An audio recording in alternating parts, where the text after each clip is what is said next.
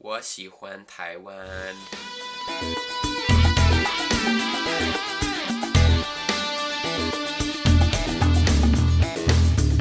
Hey, so for those of you who don't know, 台湾就是太平洋上的一个小岛屿。去台湾前，我跟很多西方人一样，想象中的它充满了灰蒙蒙制造电子产品的工厂。但踏上台湾这片土地后不久，我发现实际上它有着让人流连忘返的高山、沙滩和浓密的森林，真不愧为风景如画的福尔摩沙。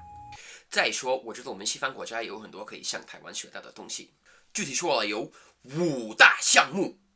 第一 ，7-Eleven， 美国人发明的，台湾人使它更完善。我刚来到台湾的时候，这个便利商店就是像美国一样买小零食。我多他妈的错！该吃早餐了，不是7有没有？有口微波加热的预饭和茶叶蛋哦，还有香蕉呢。早上要喝茶了有吗？各式各样的茶都有呢，微糖、无糖、乌龙茶、普洱茶。有收垃圾吗？领钱？我们每家店都有 ATM。我的袜子不够了，有的卖呢。那还可以做什么？你是说除了缴账单、扫描完整传单、邮寄证、免费 WiFi、零钱汇进不影子、毛利处理处定高铁包出和这为好睡的这样吗？纽约的地铁，甚至说美国任何一个城市，都远远比不上台北蓬勃发展的大众捷运系统。台北的捷运既干净又好坐，班次也都准时到。对我这个纽约人来说，踏上一个又不肮脏又没有啃着披萨的老鼠的地铁站，可以说是不可思议的。对，这样的事情在纽约的地铁里经常发生，更不用说排队进车厢里啊，很耐心的等待乘客全数下车后才上车啊。第三，庙。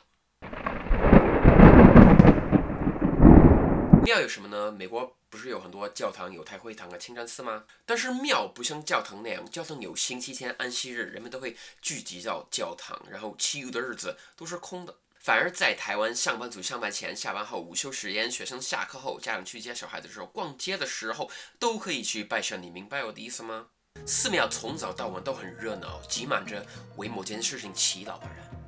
它可以让你暂时摆脱日常生活中的烦恼，并且进入一个檀香四散、礼佛诵经，让你心灵平静的世界。第四，警察。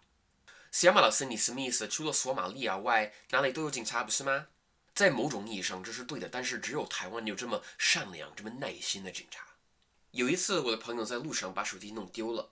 我相信在全世界绝大部分的国家，警察们只会耸一耸肩，告诉你他们也不能怎么样。但是我们那一天在台湾某个偏僻的派出所待了1个多小时，让警察来协助我们。让我更惊讶的是，突然来了一通电话，有一位民众捡到手机打给警察，警察告诉我们手机找到了。另外一次我迷路了，跟警察说了一声之后，他就直接送我到我想要去的那个地方。第五，夜市。这个嘛，绝对是台湾最酷的事情之一。夜市就是晚上举行的露天市集，大约从晚上7点到凌晨1点都有，开到特别晚。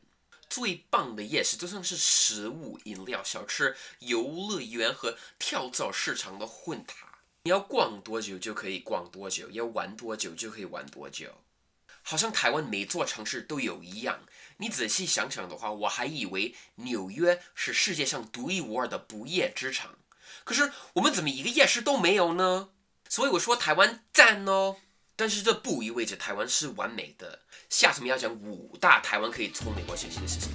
拜拜。